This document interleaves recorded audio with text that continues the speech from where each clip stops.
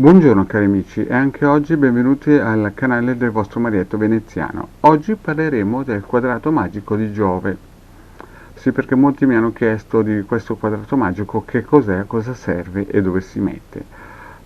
Tempo fa avevo fatto appunto una dispensa in cui ne parlavo, ne accennavo, anche perché mi è stato insegnato quando ero piccolino e me l'hanno messo d'ufficio, diciamo così, nella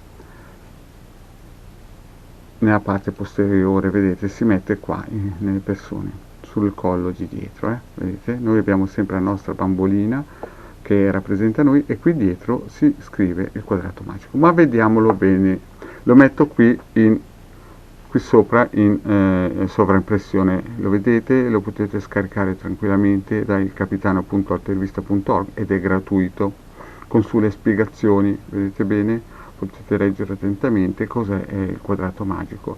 Eventualmente vi rimando ad altre dispense, ad altri video che faremo in approfondimento con il Degarda. Quindi, cosa facciamo? Prima di tutto prendiamo le informazioni sul quadrato magico di Giove, ma prima ancora prendiamo il nostro quadrante radiostesico per le valutazioni. Vedete che voi potete tranquillamente scaricare gratuitamente dal capitano.altervista.org e giù in descrizione c'è il link per raggiungere il sito. Lo prendete, stampate questo quadrante radiostesico, prendete il vostro testimone a vedere se potete usare il quadrato magico di Giove per voi o per chi volete. Quindi prendete il vostro pendolino e chiedete: posso usare il quadrato magico di Giove per il testimone? A questo punto qui il pendolino vi dice di sì, vedete?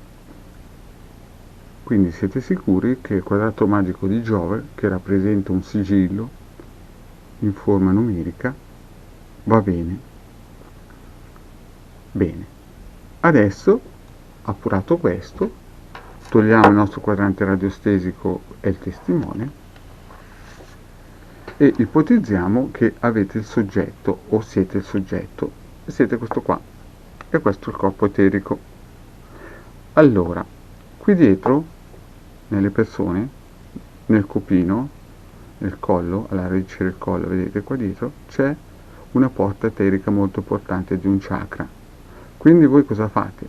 Prendete il quadrato magico di Giove, che sono dei numeri, prendete un pennarello, una penna, qualcosa che possa scrivere, e scrivete i vari numeri 4, 14, 15, 1, 9, 7, 6, 12, 5, 11, 10, 8, 16, 2, 3 e 13. Ma quando lo scrivete? Lo scrivete almeno 3 giorni prima della luna piena e lasciatelo per 3 giorni dopo. Perché questo? Perché la luce lunare imprime nel corpo eterico, che sarebbe poi questo,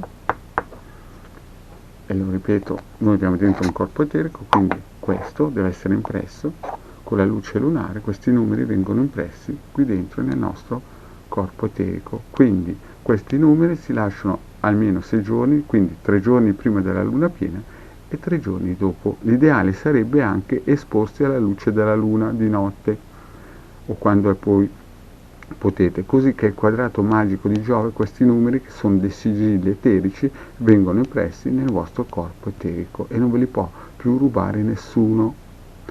Ad esempio, a me li hanno messi da piccolino, io chiaramente non sapevo cosa fossero e per paura che me li cancellassero mi hanno detto: se ti chiedono che cos'è, digli pure che è il gioco del lotto, che pensi di essere fortunato. E infatti questi birichini, quando hanno visto che io da piccolino avevo i capelli corti, quando hanno visto che io avevo questi numeri, subito sono corsi a chiedere che cos'erano. E allora il mio babbo mi aveva detto: devi dire che sono per il gioco del lotto, così che ti lasciano stare. Invece questi qui erano mica tanto stupidelli e me li hanno cancellati. Allora il mese dopo ho dovuto rifare l'operazione. Quindi cari amici, vi rimetto qui in sovraimpressione la mappetta del quadrato magico, il foglio del quadrato magico, che vi ripeto potete tranquillamente scaricare gratuitamente da ilcapitano.altervista.org nelle dispense che lasciamo nel gruppo di Facebook di Hildegarda e Marietto Veneziano.